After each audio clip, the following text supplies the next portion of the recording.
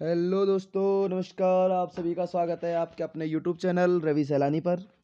जैसे कि दोस्तों आप जानते हैं कि मैंने आपको लूसेंट का प्रत्येक पार्ट से मैं आपके लिए एक वीडियो ला रहा हूं। तो मैं हमने हिस्ट्री के 2 पार्ट, ज्योग्राफी का 1 पार्ट देख लिया है।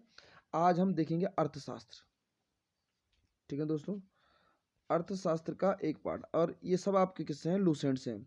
तो आप लोगों से मैंने पहले ही कहा था कि आप लोग क्या कीजिएगा, ज़रूर इनको सुनिएगा। अगर आप नोट नहीं करते तो ज़रूर सुनिएगा। मैंने कहा ताकि अगर एक बार आप पढ़ेंगे तो फिर वीडियो सुनेंगे तो इससे आपको क्या बहुत ज़्यादा क्या मिलेगा, बेनिफिट मिलेगा। तो अर्थशास्त्र के बारे में आप सभी लोगों को थोड़ा बहुत जानकारियाँ होंगी, परंतु अर्थशास्त्र में हम क्या करते हैं, मानव की गतिविधियों का क्या करते हैं, अध्ययन करते हैं। मानव की गतिविधियों का अध्ययन।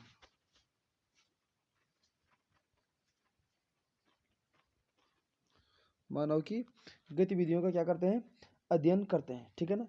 जिसमें मानव की गतिविधियां कैसे, जिसमें मानव को क्या हो, आर्थिक लाभ या हानि। क्या, आर्थिक लाभ या हानि। तो माना क्या, आर्थिक लाभ या हानि क्या हो जिसमें विद्यमान हो। ठीक है ना दोस्तों। अब आपको पता है कि अर्थव्यवस्था किसी देश की क्या होती है, आर्थिक प्रक्रिया। किसी देश की व्यापारिक, क्षेत्रीय, घरेलू तथा सरकार द्वारा दुर्लभ संसाधनों का प्रयोग करके क्या बनती है, किसी देश की क्या बनती है, अर्थव्यवस्था बनती है। ठीक है दोस्तों। परंतु यहाँ पर अर्थव्यवस्था का जो वर्गीकरण किया गया है, अर्थव्यवस्था का वर्गीकरण 3 भागों में किया गया है। कितने भागों में किया गया है, 3 भागों में। ठीक है दोस्तों। वो कौन है आपका, पूंजीवादी, राज्य अर्थव्यवस्था और मिश्रित अर्थव्यवस्था। कौन कौन सी, पूंजीवादी, राज्य अर्थव्यवस्था, पूंजीवादी, राज्य अर्थव्यवस्था और मिश्रित अर्थव्यवस्था। पूंजीवादी, राज्य अर्थव्यवस्था और मिश्रित अर्थव्यवस्था। ठीक है दोस्तों। तो अर्थव्यवस्था को 3 भागों में बांटेंगे। इस यहाँ पर हमसे पहले पढ़ेंगे पूंजीवादी अर्थव्यवस्था। क्या पढ़ेंगे, पूंजीवादी अर्थव्यवस्था।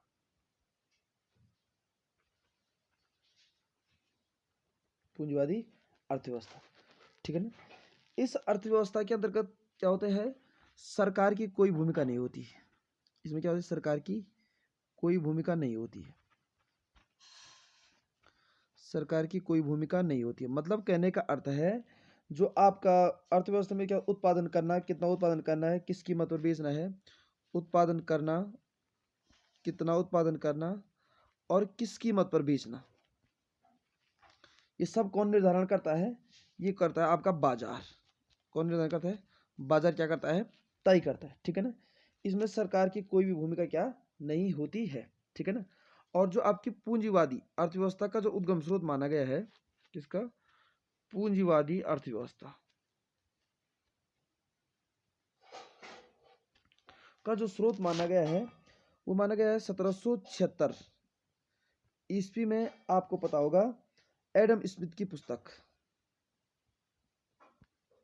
एडम स्मिथ की पुस्तक क्या था, द वेल्थ ऑफ नेशंस।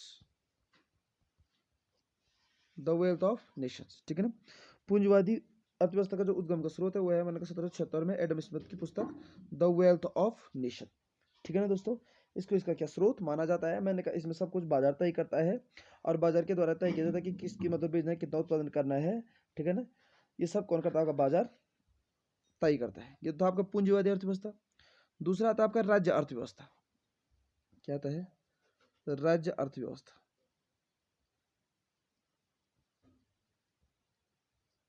राज्य अर्थव्यवस्था। अब राज्य अर्थव्यवस्था क्या होती है, इस अर्थव्यवस्था की उत्पत्ति पूंजीवादी अर्थव्यवस्था के लोकप्रियता के विरोध के स्वरूप है। ठीक है। जब पूंजीवादी अर्थव्यवस्था की क्या हो गई थी, लोकप्रियता बढ़ गई थी, तो इसके विरोध के स्वरूप कौन सी अर्थव्यवस्था हुई, राज्य अर्थव्यवस्था। इसमें उत्पादन, आपूर्ति और कीमत सबका फैसला कौन करता है, सरकार करता है। इसमें उत्पादन, कीमत, क्या, उत्पादन, कीमत और आपूर्ति, इन तीनों का फैसला कौन करता है, सरकार करती है। जबकि पूंजीवादी अर्थव्यवस्था में सरकार की किसी प्रकार की कोई भी हस्तक्षेप नहीं होता है। ठीक है दोस्तों। मैंने कहा पूंजीवादी अर्थव्यवस्था में सरकार का किसी प्रकार का कोई भी हस्तक्षेप नहीं होता है, ठीक है ना। जबकि राज्य अर्थव्यवस्था मैंने कहा उत्पादन, कीमत और आपूर्ति सबका निर्धारण कौन करता है? आपकी सरकार करती है, ठीक है ना। और इसी अर्थव्यवस्था को कहा जाता है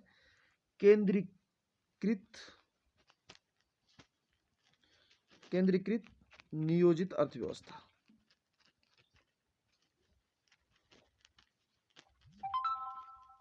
केंद्रीकृत नियोजित अर्थव्यवस्था, ठीक है दोस्तों। इस अर्थव्यवस्था को क्या कहा जाता है? आपका केंद्रीकृत नियोजित अर्थव्यवस्था, ठीक है ना। जो कि क्या होती है? गैर बाजारी होती है। क्या होती है? गैर बाजारी। गैर बाजारी केंद्रीकृत नियोजित अर्थव्यवस्था या जो गैर बाजारी अर्थव्यवस्था होती है, ठीक है ना। अब इसकी दो अलग अलग शैली नजर आती है। किसकी? राज्य अर्थव्यवस्था की दो अलग अलग शैलियां नजर आती हैं। राज्य अर्थव्यवस्था की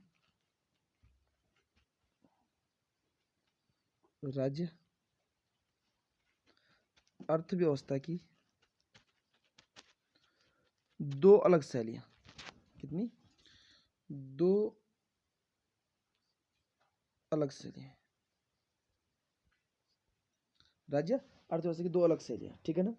राज्य अर्थव्यवस्था की दो अलग शैलियां हैं। पहली शैली है सोवियत संघ की अर्थव्यवस्था। किसकी अर्थव्यवस्था? सोवियत संघ की अर्थव्यवस्था, ठीक है ना। जिस अर्थव्यवस्था को कहा जाता है समाजवादी। कैसी अर्थव्यवस्था? समाजवादी। कैसे अर्थव्यवस्था कहा जाता है? समाजवादी अर्थव्यवस्था कहते हैं। जबकि 1985 से पहले, कब? 1985 से पहले, 1985 से पहले जो चीन की अर्थव्यवस्था थी वो थी साम्यवादी।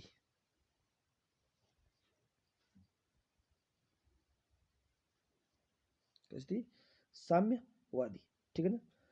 तो जो आपका समाजवादी अर्थव्यवस्था में उत्पादन के साधनों पर सामूहिक नियंत्रण की बात शामिल की गई थी, ठीक है ना। समाजवादी अर्थव्यवस्था मैंने कहा क्या? उत्पादन के संसाधनों पर सामूहिक नियंत्रण की क्या की गई थी?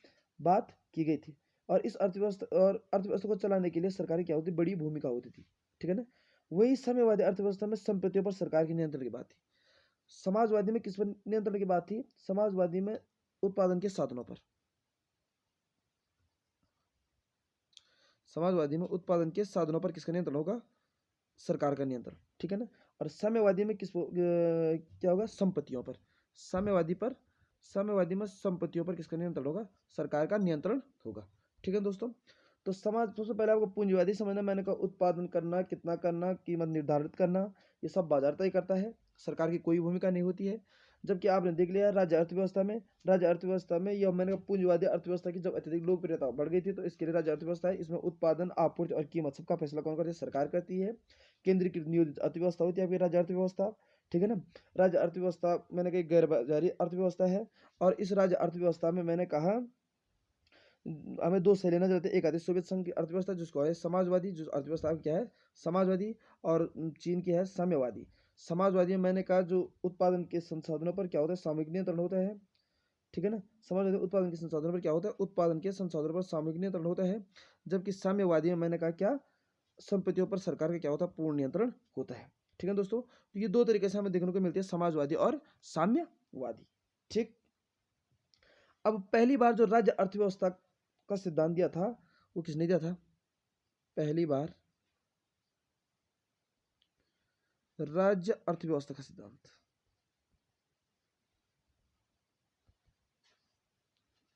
पहली बार राज्य अर्थव्यवस्था का सिद्धांत दिया था, वो दिया था जर्मन दार्शनिक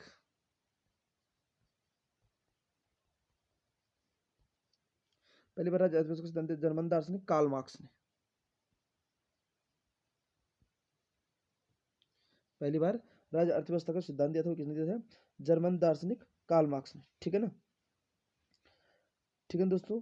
और इसका आदर्श रूप 1949 में क्या? चीन सामने आया। 1949 में कौन सा देश राष्ट्र सामने आया? चीन आपका क्या है? सामने आया, ठीक है ना। ये था आपका कौन सा? राज्य अर्थव्यवस्था, ठीक है ना। अब जो तीसरा आता आपका वो आता है मिश्रित अर्थव्यवस्था।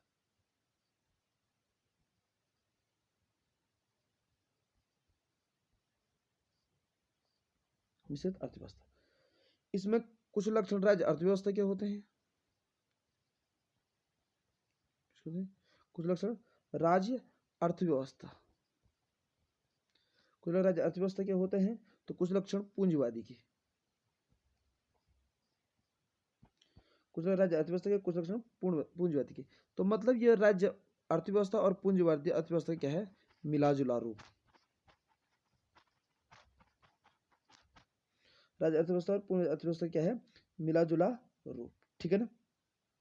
और इस मिश्रित अर्थव्यवस्था किसने अपनाया है, भारत ने अपनाया है, मलेशिया ने अपनाया है,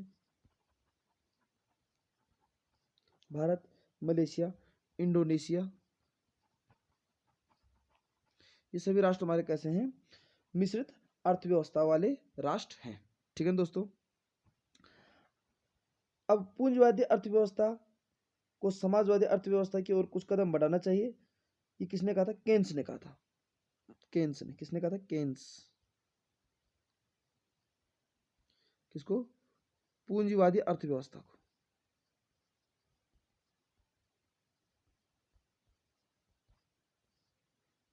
पूंजीवादी अर्थव्यवस्था को मैंने कहा इसमें अर्थव्यवस्था में, हाँ केंद्र ने कहा था पूंजीवादी अर्थव्यवस्था को किसकी ओर, समाजवादी अर्थव्यवस्था की ओर क्या बढ़ना चाहिए, कुछ कदम बढ़ाने चाहिए, ठीक है ना।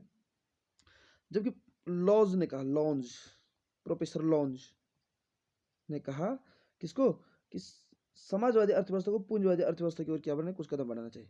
समाजवादी अर्थव्यवस्था को किसकी ओर, पूंजीवादी अर्थव्यवस्था की ओर कुछ कदम बढ़ाने चाहिए, ठीक है ना।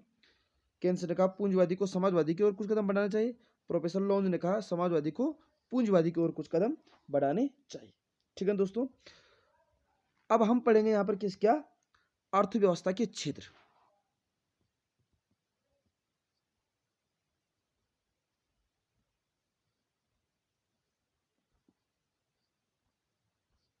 अर्थव्यवस्था के क्षेत्र, ठीक है ना। अब अर्थव्यवस्था के जो क्षेत्र हम पढ़ेंगे उसको आर्थिक गतिविधियों किस, तीन श्रेणियों में बांटा गया है। कितनी श्रेणियों में बांटा गया है, आर्थिक गतिविधियों के मुख्यतः तीन श्रेणियों में बांटा गया है। वह आपका प्राथमिक क्षेत्र,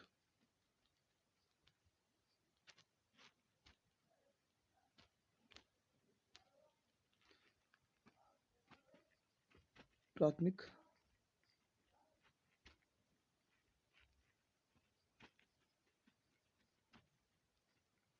द्वितीयक,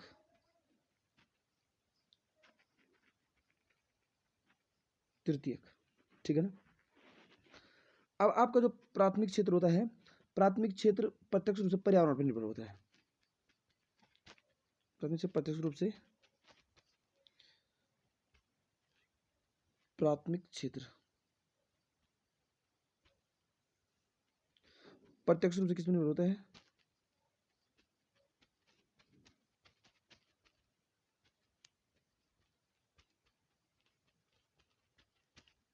पर्यावरण। प्राथमिक क्षेत्र प्रत्यक्ष रूप से पर्यावरण पर निर्भर होता है। और इन गतिविधियों का संबंध किससे होता है, भूमि, जल, वनस्पति, खनिज, भूमि, जल, वनस्पति, खनिज, प्राकृतिक संसाधनों, ठीक है ना। इसमें आता है कृषि, मत्स्य पालन, कृषि पशुपालन,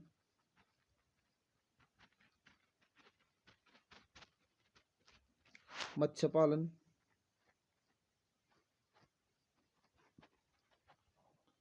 भूमि, जल, कृषि, पशुपालन, मत्स्य पालन, ठीक है ना। ये सभी किस्म आता है आपके खनन, उत्खनन, ठीक है ना, खनन, ठीक है दोस्तों, खनन, इन सब का संबंध मैंने कहा किससे होता है, प्राथमिक क्षेत्र से होता है, ठीक है ना। और इसमें श्रम की प्रकृति को रेड कॉलर जॉब के जरिए संकेतित किया जाता है, किसके जरिए, रेड कॉलर जॉब,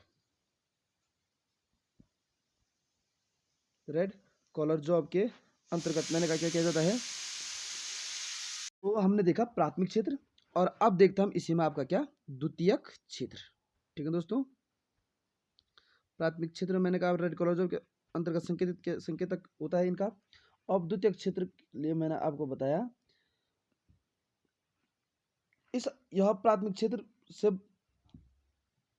यह अर्थव्यवस्था का वह क्षेत्र है जो प्राथमिक क्षेत्र के उत्पादों को अपनी गतिविधियों में कच्चे माल की तरह उपयोग करता है। ठीक है ना, प्राथमिक क्षेत्र के उत्पादों को अपनी गतिविधियों में, जो प्राथमिक क्षेत्र से जो उत्पाद मिलता है इनको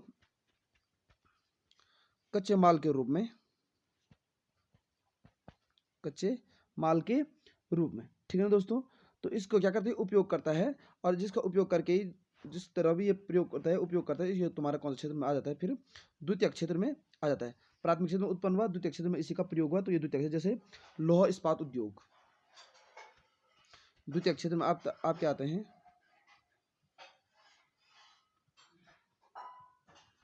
लौह इस्पात उद्योग, लौह इस्पात उद्योग। ठीक है दोस्तों, लौह इस्पात उद्योग आपके इसमें आता है वस्त्र उद्योग, वाहन उद्योग, वस्त्र वाहन और इलेक्ट्रॉनिक्स, वस्त्र वाहन और इलेक्ट्रॉनिक्स आदि इसमें क्या द्वितीय क्षेत्र में आते हैं। ठीक है ना, और यह क्षेत्र तुम्हें पता है, द्वितीय क्षेत्र विनिर्माण का भी क्या करता है, कार्य, विनिर्माण कार्य होता है। ठीक है ना, इसी कारण से इसे क्या कहा जाता है, आपका द्वितीय क्षेत्र को औद्योगिक क्षेत्र भी कहा जाता है। क्षेत्र आप क्या कहा जाता है, औद्योगिक क्षेत्र भी कहा जाता है। ठीक है ना, और इसमें लगे कुशल श्रमिकों को क्या कौन सा कॉलर होता है, व्हाइट कॉलर, क्या व्हाइट कॉलर जॉब के अंतर्गत स्थान दिया जाता है। ठीक है ना, जबकि उत्पादन के प्रक्रिया में प्रत्यक्ष रूप से संलग्न श्रमिकों को ब्लू कॉलर जॉब के, उत्पादन के रूप में प्रत्यक्ष रूप से सम्मिलित श्रमिकों को क्या, ब्लू कॉलर जॉब के अंतर्गत रखा जाता है। ठीक है दोस्तों, तो ये था आपका प्राथमिक क्षेत्र। प्राथमिक क्षेत्र में मैंने कहा प्रकृति से जुड़ा हुआ, द्वितीय क्षेत्र आपका विनिर्माण औद्योगिक क्षेत्र जो कच्चा माल का प्रयोग करते हैं, और तृतीय क्षेत्र अब आता है आपका कौन सा क्षेत्र, तृतीय क्षेत्र।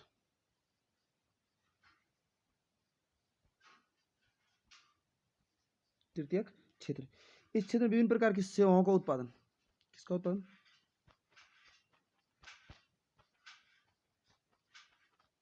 किसका उत्पादन किया जाता है, सेवाओं का उत्पादन किया जाता है। जैसे बीमा, बैंकिंग, चिकित्सा, शिक्षा, पर्यटन। ठीक है ना, इस किसमें सम्मिलित किया जाता है, आपके सेवा क्षेत्र में सम्मिलित किए जाते हैं। ठीक है दोस्तों, तो ये था आज की आपका ये अर्थव्यवस्था की वीडियो या अर्थशास्त्र की वीडियो। इसमें आप लोग क्या करें, ध्यान से इसको पढ़िएगा, और उससे पहले चैनल को लाइक, शेयर और सब्सक्राइब जरूर करें, मैंने कहा, ताकि प्रत्येक बच्चे तक ये वीडियो पहुंच सके। ठीक है दोस्तों, फिर कल मिलते हैं नेक्स्ट टॉपिक के साथ, तब तक के लिए ख्याल रखिएगा अपना। Thank you.